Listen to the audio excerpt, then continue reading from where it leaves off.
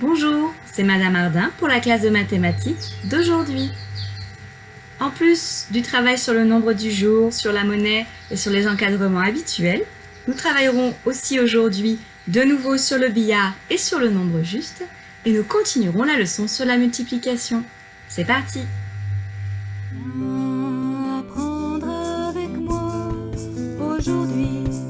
Viens apprendre avec moi aujourd'hui ce que tu auras besoin pour demain.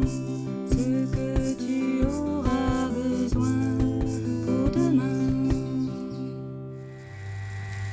Avant de commencer à faire les sommes, j'aimerais vous montrer que ce matin, nous avons un petit nouveau. Regardez bien, j'ai ajouté le billet de 50 €. Il est dans les tons orange et jaune. Si vous l'avez, vous pouvez en sortir un ou deux devant vous pour les avoir, en plus de la monnaie habituelle, des pièces de 1 € jusqu'au billet de 20 €. Dans ce nouvel affichage, je mettrai la somme ici. Et comme vous le voyez, nous allons commencer par faire 53 €. 53 € avec le moins de pièces et de billets possible. Pause. Pour faire 53 € avec le moins de pièces et de billets possible, il faudra utiliser le billet de 50 €, une pièce de 2 € et une pièce de 1 €. Avec cela, vous avez 53 €. Deuxième somme à faire ce matin, 64 €. 64 €. Pause. Pour faire 64 €, je vais également utiliser un billet de 50 auquel je vais ajouter 10 €. Et pour faire les 4 € restants, je vais utiliser 2 pièces de 2. Voilà comment faire 64 € avec le moins de pièces et de billets possible.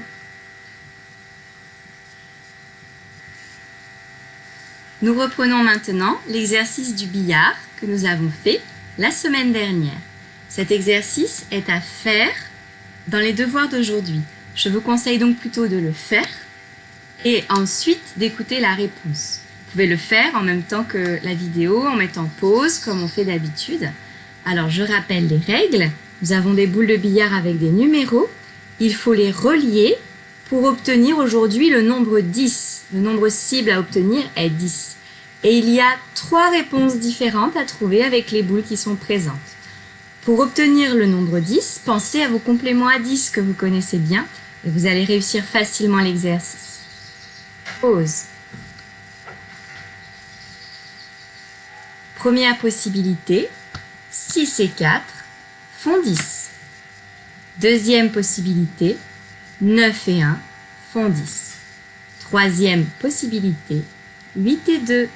Si on connaît ces compléments à 10, ça va très vite. La classe des CE2 commence maintenant. Voici le nombre du jour. Je vous laisse le lire. Pause. Ce nombre se lit 480. Vous allez maintenant l'écrire en lettres sur votre cahier. Pause. Voici l'écriture de 480. 4, Q-U-A-T-R-E, 100, C-E-N-T. De nouveau le mot 4. Mais cette fois-ci, il y aura un trait d'union entre 4 et 20. Et une petite particularité, 20 va prendre un S. Ça n'arrive que dans le cas où j'ai 80 déjà, parce qu'il faut que j'ai 4 fois 20 pour avoir plusieurs fois le nombre 20. Et aussi parce qu'il n'y a pas de mot nombre après. Les mots nombres 100 et 20 peuvent prendre un S quand ils sont les derniers mots de la liste que vous écrivez. Nous allons maintenant trouver les décompositions du nombre 480. Pause.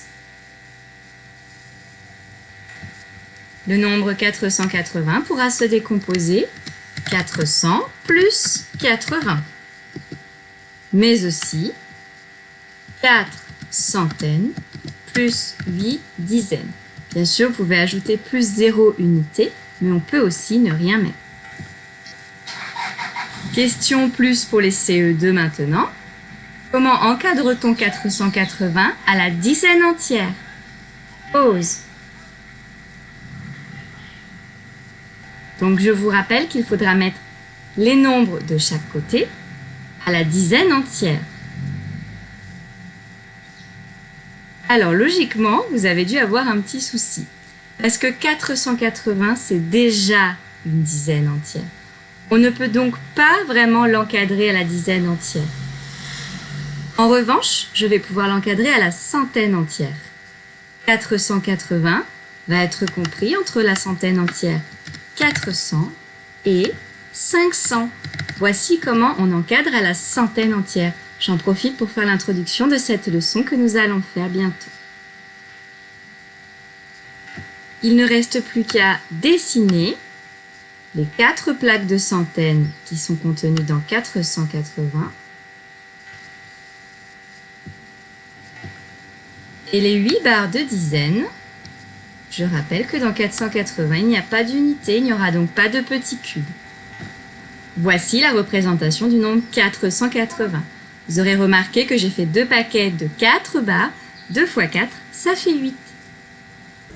Nous avons vu dans les dernières leçons que lorsque nous avions des objets rangés en ligne et en colonne, comme c'est le cas des ballons ici, nous pouvions trouver la multiplication qui correspond. Je vous laisse donc compter combien il y a de lignes, de colonnes, et me donner la multiplication correspondant au nombre de ballons. Pause. J'ai 2 lignes et 3 colonnes. Cela correspondra donc à la multiplication 2 x 3. Et 2 x 3, c'est 2 fois le nombre 3. C'est donc le double de 3, c'est-à-dire 6. 2 x 3, cela fait 6.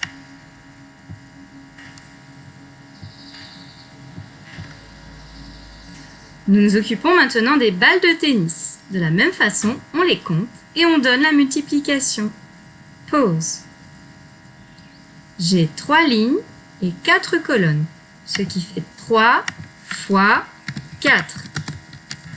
3 fois 4, si on connaît sa table de 3, cela fait 12. On aurait pu aussi compter toutes les balles, mais ça commence à être un petit peu long et on risque de se tromper. Alors l'autre solution pour compter les balles, c'était aussi de se rendre compte qu'ici il y a un paquet de 6 balles et que là j'ai un deuxième paquet de 6 balles et que c'est comme si je faisais 2 fois 6 et 2 fois 6 c'est le double de 6 et donc 12. Donc une multiplication, c'est aussi quand on a des paquets identiques, c'est-à-dire des paquets du même nombre. Comme ici, j'ai 2 paquets de 6. De la même façon, dans les ballons de basket, je pouvais dire que j'avais 2 paquets de 3. C'est donc 2 fois 3. 2 paquets de 6, c'est 2 fois 6. Nous allons maintenant travailler justement sur les paquets. Dans le premier exercice, je vois des pingouins. J'ai des paquets de 3 pingouins. Ceci est un paquet de pingouins. Combien ai-je de paquets de pingouins? 4. J'ai 4 paquets de 3 pingouins. Donc 4 fois 3. Donc je peux écrire ça sous la forme 4 fois 3.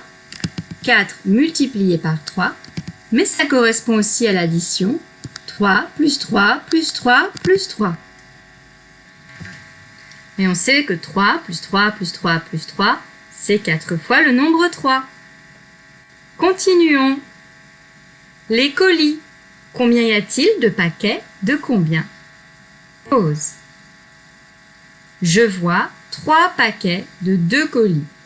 Donc, cela peut être égal à 3 fois 2, 3 multiplié par 2, ou 2 plus 2 plus 2. Nous avons maintenant des bonbons. Donc, regardez bien, ceci est un paquet de bonbons. Donc, c'est un paquet de 4. Comptez bien combien il y a de paquets de 4. Pause. Il y a 5 paquets de 4 bonbons. Donc, c'est 5 fois 4, qui s'écrit 5 multiplié par 4. C'est aussi 4 plus 4 plus 4 plus 4 plus 4. Ça commence à être long à dire. Heureusement qu'on peut remplacer 4 plus 4 plus 4 plus 4 plus 4 par la multiplication 5 fois le nombre 4. Les petites grenouilles, combien y en a-t-il et combien y a-t-il de groupes? Pause. Je vois que un paquet de grenouilles, c'est 3 grenouilles, et j'ai 3 paquets. Cela va donc faire 3 fois le nombre 3. 3 fois 3. Attention, 3 fois 3, combien cela fait-il? Cela fait 9. C'est pas 3 plus 3 égale 6, hein. C'est 3 fois le nombre 3. Je dois prendre 1, 2, 3, 4, 5, 6, 7, 8, 9. Il faut bien compter toutes les grenouilles. Donc, l'opération qui correspondait, c'est 3 fois 3. Et 3 fois 3, ça n'est pas pareil que l'addition. Cela fait 9. On termine avec les petits poissons. Pause. Un paquet de poissons fait 5. Et je vois que j'ai 4 paquets. Donc, l'opération qui correspond sera 4 fois 5. Et 4 fois 5, cela fait 20 poissons.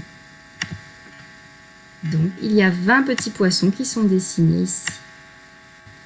On se souviendra donc, dans cette partie de la leçon, que la multiplication, ce n'est pas toujours des objets qui sont rangés en ligne et en colonne comme dans un tableau, mais cela peut être aussi plusieurs paquets, mais d'un nombre identique. La classe des CE1 est terminée. Ils peuvent donc arrêter de regarder la vidéo ici. Je poursuis avec les CE2.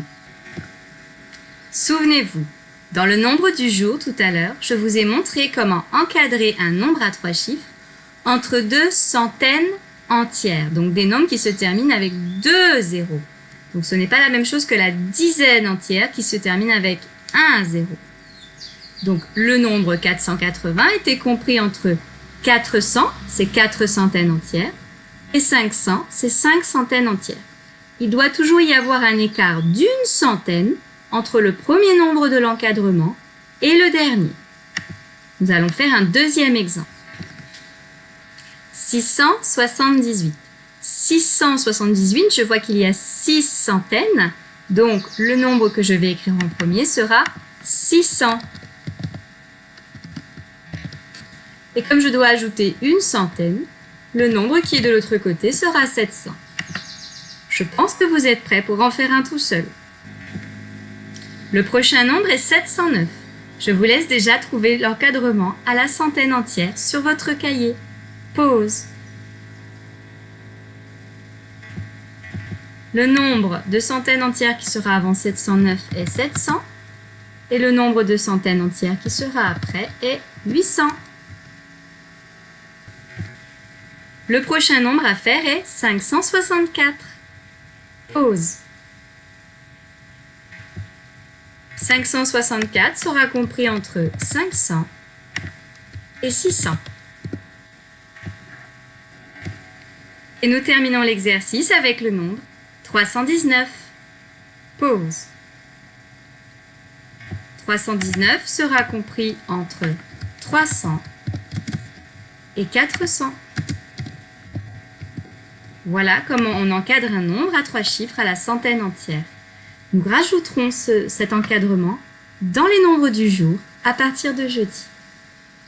On termine la séance d'aujourd'hui avec le nombre juste. Le nombre juste d'aujourd'hui, regardez, c'est 20.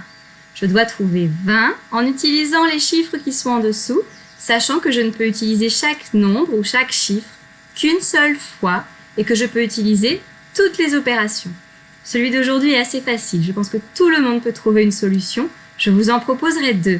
Donc faites bien vos recherches sur une feuille avant et remettez la vidéo pour avoir les réponses. Pause.